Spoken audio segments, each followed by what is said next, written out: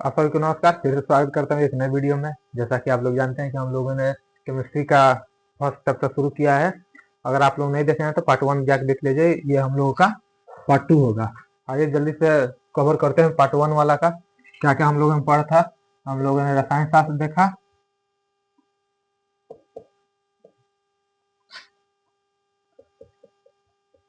उसके बाद हम लोगों ने सूत्रता के आधार पर के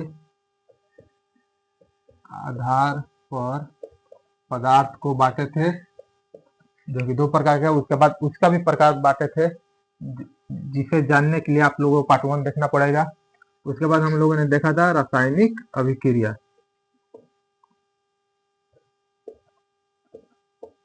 अभिक्रिया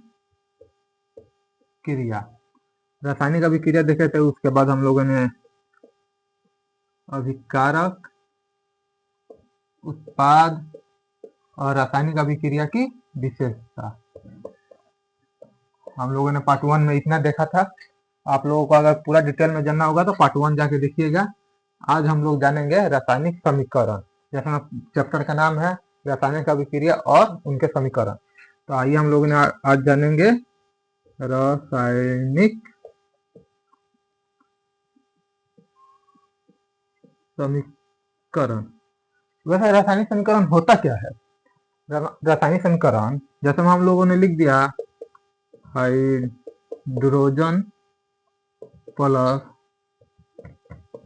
ऑक्सीजन बराबर जल। क्या ये एक रासायनिक समीकरण है?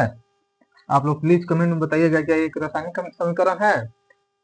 ये भी एक रासायनिक समीकरण है, जिसे हम लोग शब्द समीकरण कहते हैं। इसको हम लोग समीकरण, और इसी को हम लोग, जैसे मैं H2 प्लस O2 H2O जब लिख देंगे, इसको हम लोग बोलेंगे रासायनिक समीकरण।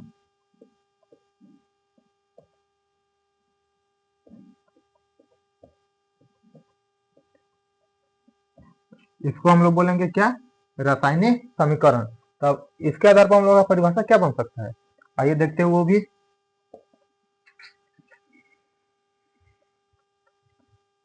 रासायनिक अभिक्रिया में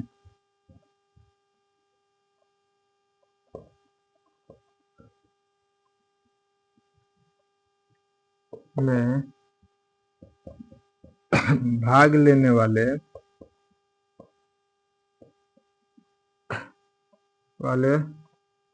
तत्वों को संकेत या सूत्रों की सहायता से संक्षिप्त निरूपण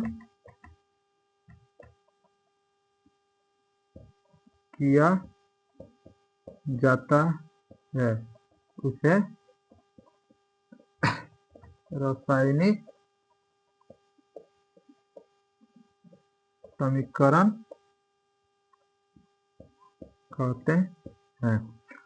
आइए हम लोग देखते हैं रासायनिक समीकरण की परिभाषा क्या होगी। रासायनिक अभिक्रिया में भाग लेने वाले तत्वों, यहाँ पर पदार्थ भी लिख सकते हैं लेकिन हम लोग तत्व लिखे हैं। रासायनिक अभिक्रिया में भाग लेने वाले तत्वों का संकेत या सूत्र, ये संकेत सूत्र हो गया, और सिर्फ H लिखेंगे, उसको संकेत बोलेंगे। तो क्या बोल रहा है? रासायनिक अभिक्रिया में भाग लेने वाले तत्वों को संकेत या सूत्रों की सहायता से, संकेत या उसके सूत्र की सहायता से संक्षिप्त निरूपण, जैसे में हम लोग यहाँ पर बड़ा में क्या है, हाइड्रोजन, ऑक्सीजन, इसको संक्षिप्त करने के लिए संकेत या सूत्र का प्रयोग करेंगे। संक्षिप्त निरूपण करके लिखेंगे, इसी को हम लोग रासायनिक समीकरण बोलेंगे। आशा करता हूँ कि आप लोगों को समझ में आया होगा रासायनिक समीकरण किसे कहते हैं। एक बार फिर सुन लीजिए, रासायनिक अभिक्रिया में भाग लेने वाले तत्वों का संकेत या सूत्रों की सहायता से संक्षिप्त निरूपण किया जाता है, उसे ही रासायनिक समीकरण कहा जाता है। अब यहाँ पर हम लोग का प्रश्न उठेगा कि रासायनिक समीकरण होता कितना है। तो एक होता है संतुलन रासायनिक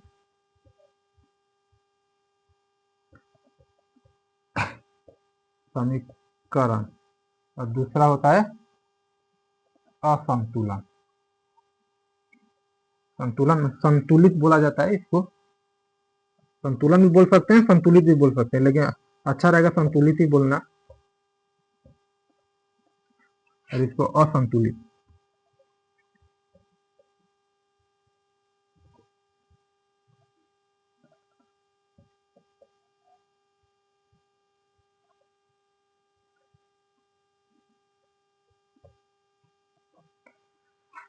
दो भाग, संतुलित रासायनिक समीकरण, असंतुलित रासायनिक समीकरण।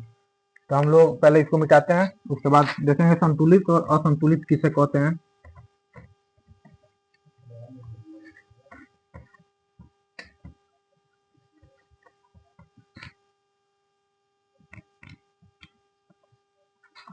तो आइए हम लोग देखते हैं संतुलित रासायनिक समीकरण किसे बोलते हैं। संतुलित रासायनिक समीकरण, आइए इसको देखते हैं।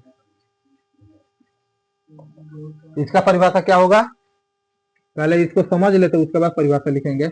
जैसे में हम लोग लिखते हैं H2 प्लस O2, ये क्या होगा H2O।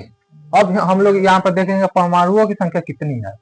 जैसे में यहाँ पर 2 हाइड्रोजन, 2 ऑक्सीजन, यहाँ पर 2 हाइड्रोजन, लेकिन यहाँ पर क्या है 1 ऑक्सीजन। तो हम लोग पहले अभिकारक, उसके बाद उत्पाद। अभिकारक में हाइड्रोजन की संख्या कितनी है 2, ऑक्सीजन की संख्या 2, हाइड्रोजन की संख्या उत्पाद में कितनी है 2, ऑक्सीजन में 1।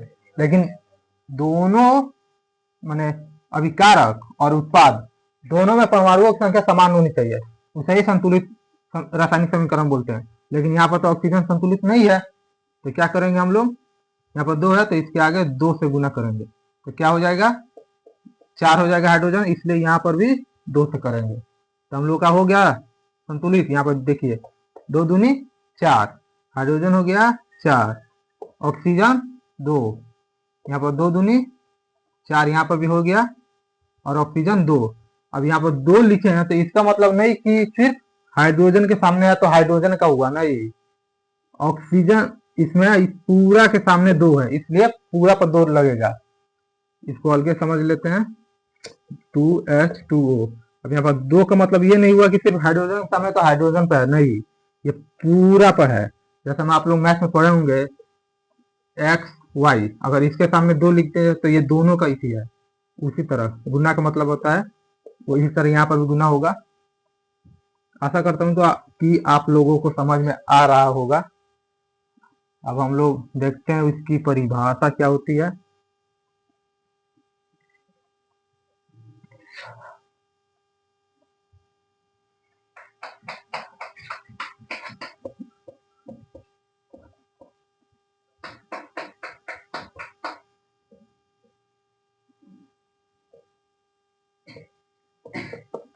रासायनिक अभिक्रिया में अभिकारक और उत्पादों के परमाणुओं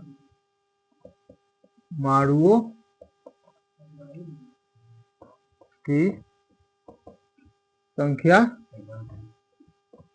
समान हो, H2 प्लस O2 हो गया H2O, यहाँ पर 2, यहाँ पर 2। अब यहाँ पर देखिए 2 दूनी 4, 4 हाइड्रोजन, 2 दूनी 4, 4 हाइड्रोजन, ऑक्सीजन 2 है, O के सामने भी 2 है, तो यहाँ पर क्या हुआ दोनों समान है। रासायनिक अभिक्रिया में अभिकारक और उत्पादों के परमाणुओं की संख्या समान हो। और इसी तरह हम लोग देखेंगे असंतुलित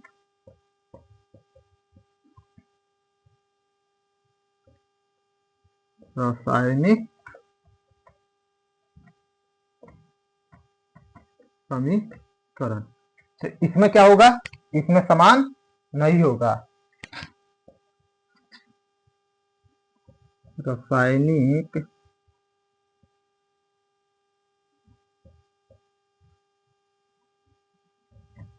अभिक्रिया में, यहाँ पर अभिक्रिया भी लिख सकते हैं, समीकरण भी लिख सकते हैं, लेकिन हम लोग अभिक्रिया लिख के संबोधित कर रहे हैं। तो आइए इसी से देखेंगे। अभिकारक और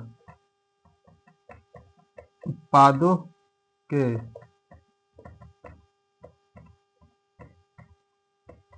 परमाणुओं की संख्या समान न हो। जैसे H2 प्लस O2 हो जाएगा H2O। फिर इतना ही क्या होगा, असंतुलित। जब इसको हम बराबर कर लेंगे दोनों तरफ परमाणु संख्या, तो उसको बोलेंगे संतुलित। अब आशा करता हूं कि आप लोगों को संतुलित और असंतुलित ये दोनों आपको लोगों को समझ में आ रहा होगा। तो आइए इसके आगे देखते हैं। वैसे हम लोग सोचेंगे कि कोई भी रासायनिक समीकरण को संतुलित क्यों किया जाएगा, मतलब बिना संतुलित किए भी तो हो सकता है, तो संतुलित क्यों करें हम लोग? कोई कारण तो होगा ही, जब बना है तो कोई कारण तो होगा ही। आइए देखते हैं उसका कारण क्या है।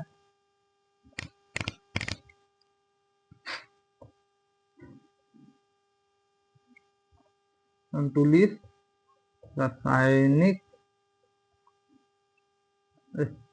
रासायनिक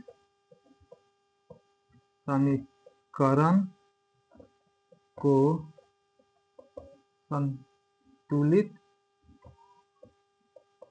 क्यों किया जाता है? क्या आप लोगों के मन में भी ये प्रश्न उठ रहा होगा कि रासायनिक समीकरण को संतुलित करना ही क्यों है, क्यों जरूरी है संतुलित करना? कोई कारण तो होगा ही। तो यहाँ पर यह कारण है कि द्रव्यमान सिद्धांत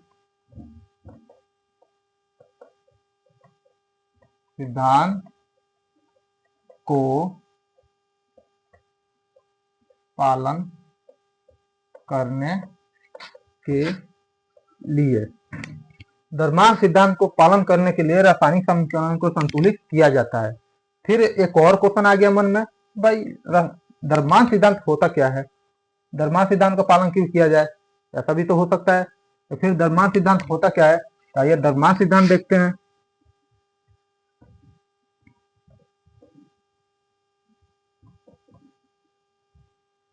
द्रव्यमान सिद्धांत बोलता है कि रासायनिक अभिक्रिया में न तो द्रव्यमान की नाश होती है और ना ही आविष्कार, मतलब कि ना ही द्रव्यमान खत्म होता है और ना ही बनता है। यानी जितना द्रव्यमान अभिकारक में होगा उतना ही द्रव्यमान उत्पाद में भी होना चाहिए। यही द्रव्यमान सिद्धांत होता है।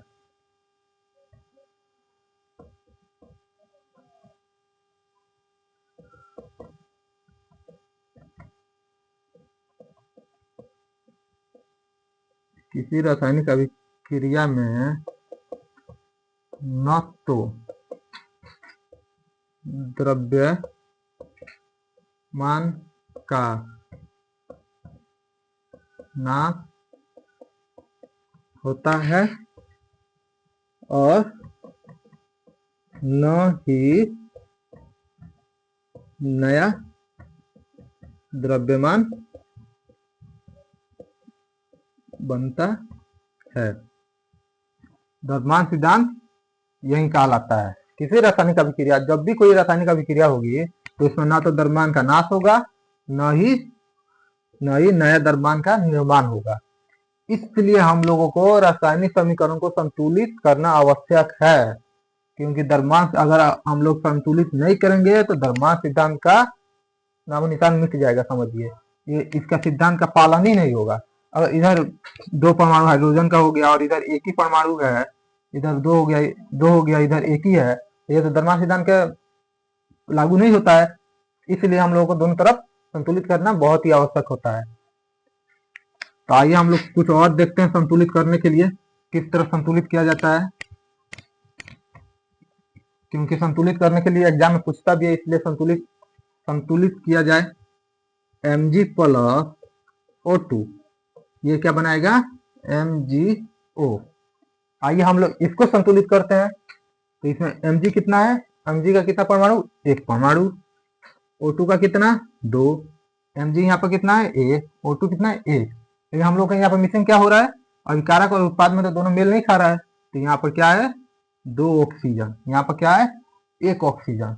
तो इसको बराबर करने के लिए क्या किया जाएगा, ऑक्सीजन यहाँ पर 2 करेंगे, तो यहाँ पर तो ऑक्सीजन 2 हो गया, लेकिन यहाँ पर क्या हुआ, मैग्नीशियम 2 हो गया और यहाँ पर सिर्फ एक ही है। तो इसको बराबर करने के लिए क्या करेंगे, इसके आगे 2 लगाएंगे।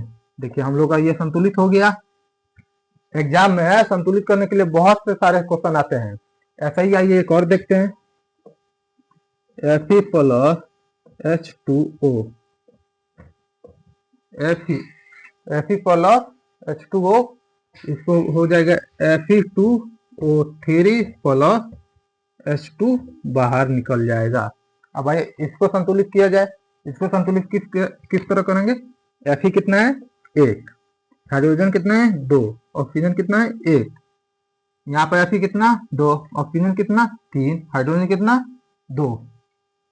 हाइड्रोजन तो मेल खा रहा है, लेकिन हम लोग का Fe 2 है, तो यहाँ पर 2 लिखेंगे। अब क्या है यहाँ पर ऑक्सीजन 3, तो यहाँ पर क्या करेंगे 3 से गुना, फिर देखेंगे 3 से कर रहे हैं तो हाइड्रोजन यहाँ पर बढ़ जा रहा है, 3 गुना 6, तो यहाँ पर क्या करेंगे 3 से यहाँ पर भी गुना। देखिए हम लोग का संतुलित हो गया, हम लोग का संतुलित हो गया। ऐसे ही आप लोग किताब में देख के और बनाइएगा। हम आशा कर रहा हूँ कि आज की क्लास समझ में आया होगा। ऐसा ही चैप्टर में बने रहिएगा, आगे पार्ट 3 में इसके आगे का बताया जाएगा। आज के लिए धन्यवाद।